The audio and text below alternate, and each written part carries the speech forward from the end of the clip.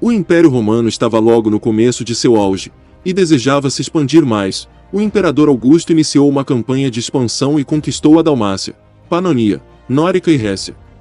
Também anexou o Egito e avançou sobre a Espanha, a África e a Gália. Depois, concentrou suas atenções nas terras além do rio Reno, em uma área que passou a ser chamada de Germânia. Os germânicos eram um povo totalmente diferente dos romanos. Entre 10 a.C. e 6 d.C., o general Tibério, enteado de Augusto e seu futuro sucessor, realizou diversas campanhas na região. Era uma missão difícil, era um território desconhecido, habitado por diferentes tribos autônomas, desorganizadas militarmente, mas ainda assim com tradição e entusiasmo no combate. Após uma série de conflitos, Tibério declarou que os povos haviam sido subjugados e que a Germânia estava pacificada.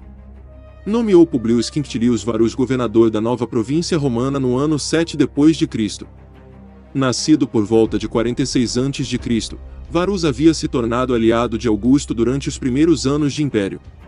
Em 8 a.C., foi procônsul da província romana na África, e, no ano seguinte, se tornou governador da Síria. Durante esse período, ficou conhecido por cobrar altos impostos e pela violência com que lidava com os rebeldes. Em 4 a.C., foi enviado a Jerusalém, para conter uma revolta iniciada após a morte do rei Herodes. Varus crucificou 2.000 judeus. Quando Varus assumiu o governo da Germânia, o sentimento geral era de sucesso.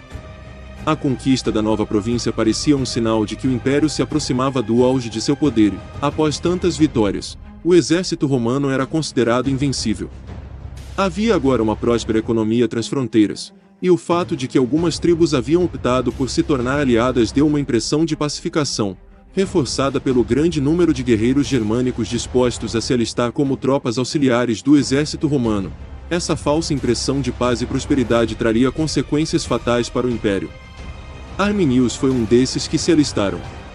Era filho de Segimerus, chefe da tribo germânica dos Cherusci. Ainda na tentativa de conquistar a Germânia, Tibério fez uma proposta a Segimerus. Em troca do apoio, seu filho teria a oportunidade de receber uma educação militar e construir uma carreira no exército romano.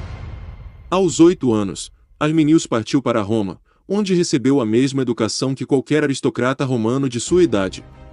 Por volta do ano 1, foi admitido na classe aristocrática da ordem equestre, o que facilitou o início de sua carreira militar. Tornou-se comandante auxiliar a serviço do império. Causou uma ótima impressão nos militares por sua força e disciplina, e recebeu os direitos de cidadão romano. No ano 6, Arminius se uniu às forças romanas para combater uma revolta na província de Panonia, atual região da Hungria e Áustria. Arminius retornou à Germânia no ano 7, quando os romanos haviam estabelecido o controle da região.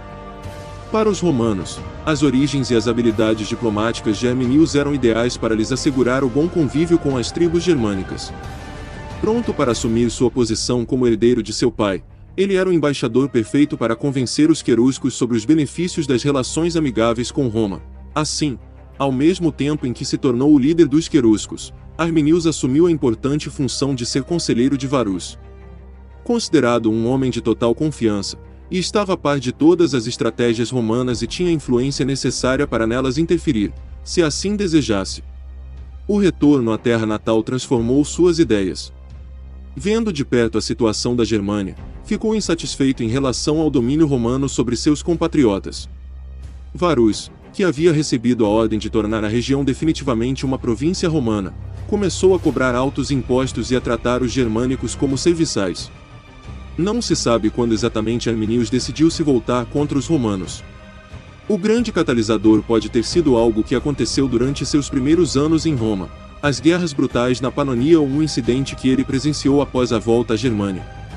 O fato é que, no ano 9, ele passou a pôr em prática seu plano.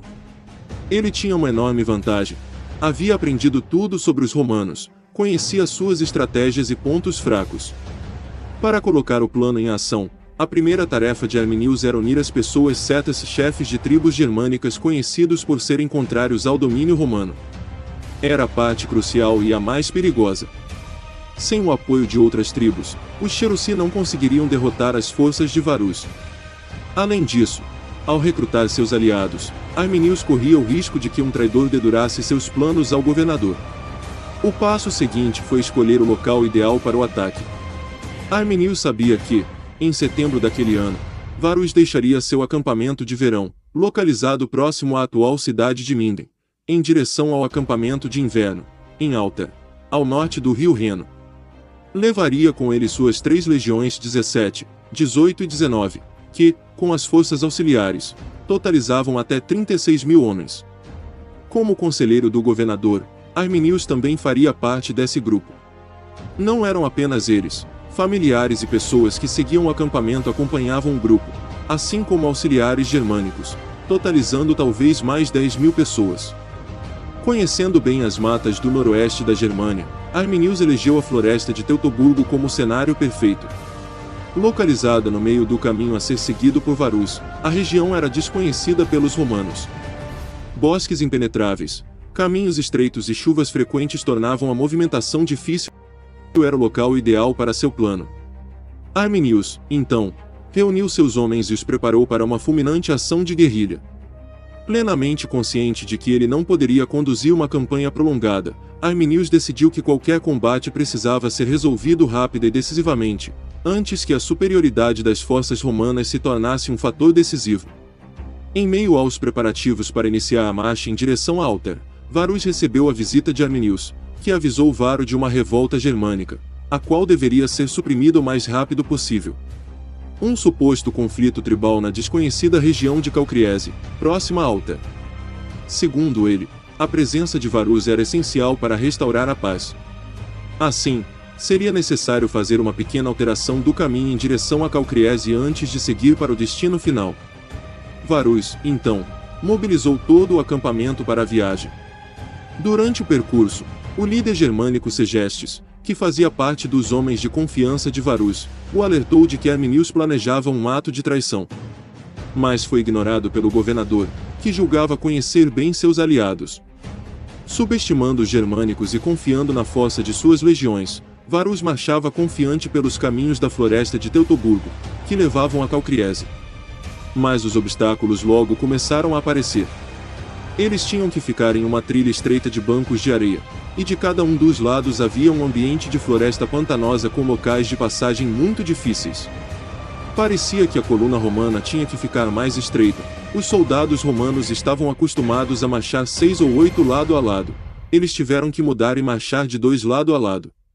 Além disso, como estavam acompanhados por mulheres e crianças, e carregando os objetos que levariam ao acampamento, os soldados eram obrigados a andar ainda mais devagar.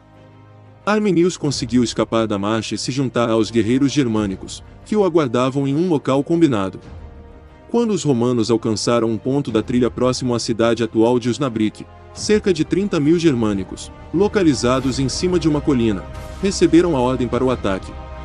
Ao perceber que os soldados romanos não conseguiriam reagir, todos os germânicos deixaram seus esconderijos nas colinas e partiram para um ataque mais próximo, atacando e matando centenas de vítimas. Estima-se que no ataque inicial metade dos que marchavam com Varus tenham sido mortos. Mas não acabou aí. Os sobreviventes conseguiram se reunir. Mas já era um caso perdido. Nos dias que se seguiram, ataques relâmpago derrotaram grupos menores formados por romanos que haviam escapado. Na segunda noite, a coluna principal liderada por Varus estabeleceu uma rota de fuga. Mas caiu em uma segunda emboscada. Eles marcharam em direção a uma colina em Calcriese, mas se depararam com uma muralha de madeira erguida pelos germânicos e foram novamente trucidados. Para evitar que fossem capturados ou mortos pelos germânicos, Varus e seus comandantes cometeram suicídio. Dos até 30 mil romanos, apenas poucas centenas conseguiram chegar à base romana em Alter e sobreviveram. Do lado germânico, as baixas foram mínimas. Dos seus estimados 32 mil guerreiros, apenas cerca de 1.000 padeceram. Outros sobreviventes romanos foram escravizados, sacrificados em nome dos deuses germânicos, enterrados vivos ou crucificados. A cabeça de Varus foi cortada e enviada a César Augusto, que, diante da perda de cerca de 10% das forças romanas de uma só vez, teria gritado durante vários dias: Varus, devolva minhas legiões. A Batalha da Floresta de Teutoburgo ficaria conhecida como a Grande Derrota de Roma Imperial e um dos conflitos mais decisivos já registrados na história militar. Mas havia dois homens que não iriam deixar essa derrota sem uma vingança assustadora.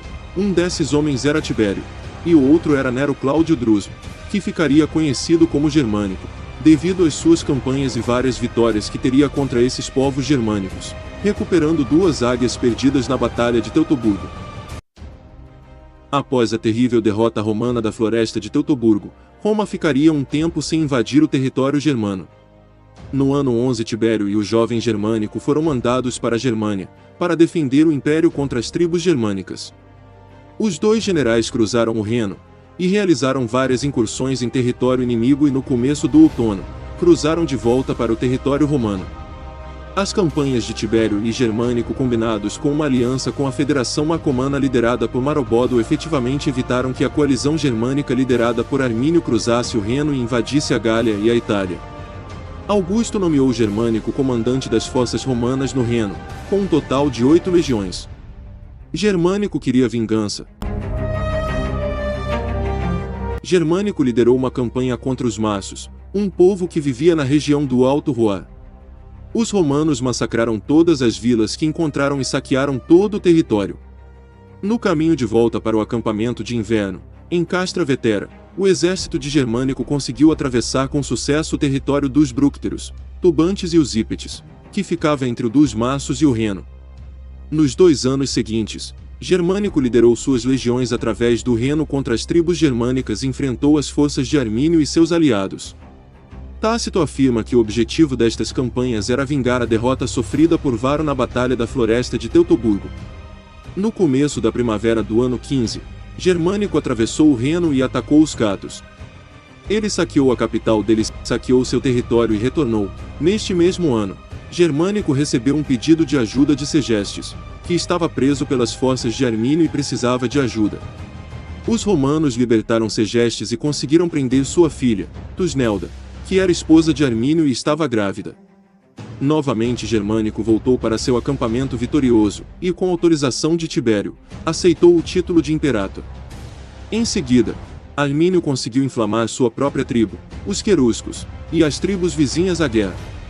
Germânico coordenou um ataque por terra e pelo rio, com tropas marchando para leste cruzando o Reno e outra navegando até o Mar do Norte subindo pelo rio Enns para atacarem os Brúcteros e Queruscos. As forças de Germânico atravessaram o território dos Brúcteros e o general Lúcio Stertínio recuperou a águia perdida da Legio XIX depois de uma vitória na região. As divisões de Germânico se encontraram ao norte da região e destruíram tudo entre o Enns e o Lippe até invadirem a floresta de Teutoburgo, que ficava entre os dois rios. Ao chegarem, Germânico e alguns oficiais visitaram o local da desastrosa derrota e começaram a enterrar os restos dos soldados romanos que haviam sido deixados ao léu. Depois de meio dia de trabalho, Germânico interrompeu o trabalho para seguir com a campanha. Ele seguiu adiante e invadiu o coração do território dos Queruscos. Em um local que Tácito chama de Longas Pontes, nos baixios alagados em algum lugar perto do Enns, as tropas de Armínio atacaram os romanos. Os germânicos inicialmente conseguiram capturar a cavalaria romana numa armadilha e provocaram algumas perdas, mas a infantaria romana veio em socorro e conseguiu repelir o ataque. A batalha durou 2 dias sem que nenhum dos dois lados conseguisse uma vitória decisiva. As forças de Germânico recuaram e atravessaram o Reno de volta ao território romano. Durante os preparativos para sua próxima campanha, Germânico enviou Públio Vitélio e Caio Âncio para coletarem impostos na Gália e instruiu Cílio, Anteio e Cecina que construíssem uma frota. Um forte às margens do Lippe chamado Castra Liso foi cercado pelos germânicos, mas os atacantes dispersaram quando avistaram reforços romanos. Germânico comandou 8 legiões reforçadas por unidades auxiliares gaulesas e germânicas por terra através do Reno, rio acima pelo Enns e pelo Vézero e deu início à sua última grande campanha contra Armínio. Suas forças se encontraram perto do local onde estava Armínio, na planície de Distaviso, às margens do Vézero perto da moderna Rintel, onde foi travada a batalha do rio Vézero. Os romanos foram vitoriosos. Segundo Tácito, o inimigo foi massacrado da 5ª hora do amanhecer até o anoitecer e por 10 milhas o chão ficou cheio de cadáveres e armas. Armínio e seu tio, Endiomero, foram feridos na batalha, mas conseguiram escapar. Os soldados envolvidos na batalha aclamaram Tibério como Imperator e construíram um troféu empilhando armas com os nomes das tribos derrotadas. O troféu enfureceu os germânicos, que se preparavam para recuar para além do Elba, e eles lançaram um ataque contra as posições romanas que guarneciam o muro ondrivariano, dando início a uma segunda batalha. Os romanos haviam previsto o ataque e novamente derrotaram os germânicos com facilidade.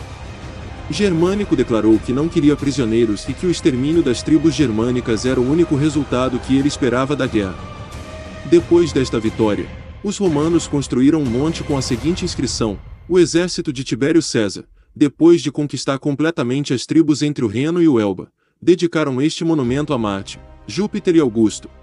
Germânico ordenou que Caio Cílio marchasse contra os catos com uma força mista de 3.000 cavaleiros e 33.000 infantes e destruíssem seu território. Em paralelo, ele próprio, com o exército maior, invadiu o território dos Marsos pela terceira vez e destruiu tudo o que encontrou. Malovendo, o rei Marso derrotado, foi forçado a revelar onde estavam as outras águias legionárias perdidas em Nove e Germânico enviou tropas para recuperá-las. Germânico havia desferido um poderoso golpe contra os inimigos de Roma. Enquanto Germânico vencia suas campanhas contra Armínio e seus aliados, Tibério decidiu não tentar conquistar a Germânia. O esforço que seria necessário para conquistar a Germânia Magna foi considerado grande demais em relação ao baixo potencial de lucro esperado pela aquisição do novo território. Roma considerava a Germânia como um território selvagem de florestas e pântanos com pouca riqueza quando comparado a outros que Roma já havia conquistado. Porém, a campanha de Germânico teve os efeitos positivos de curar o trauma provocado pelo desastre de Varo e recuperar o prestígio de Roma. Além de recuperar 2 das 3 águias perdidas, Germânico havia enfrentado Armínio, o rebelde que havia derrotado as legiões em Nove, e o derrotou em várias ocasiões. Armínio acabou sendo morto pelo seu próprio povo após essas várias derrotas. Os romanos sem dúvidas poderiam facilmente ter conquistado toda a Germânia, mas eles, ao verem o que realmente tinha lá, não quiseram. Não valia a pena. Não tinha rotas de comércios próprias e nem grandes cidades e construções, além de que Tibério já estava com inveja das vitórias de Germânico. Germânico conseguiu recuperar a moral de Roma ao humilhar completamente Armínio e os germânicos, inclusive capturando a esposa dele e recuperando 2 águias. Por pelo menos mais 150 anos, os germânicos não seriam uma grande ameaça aos romanos. A vingança de Roma estava completada.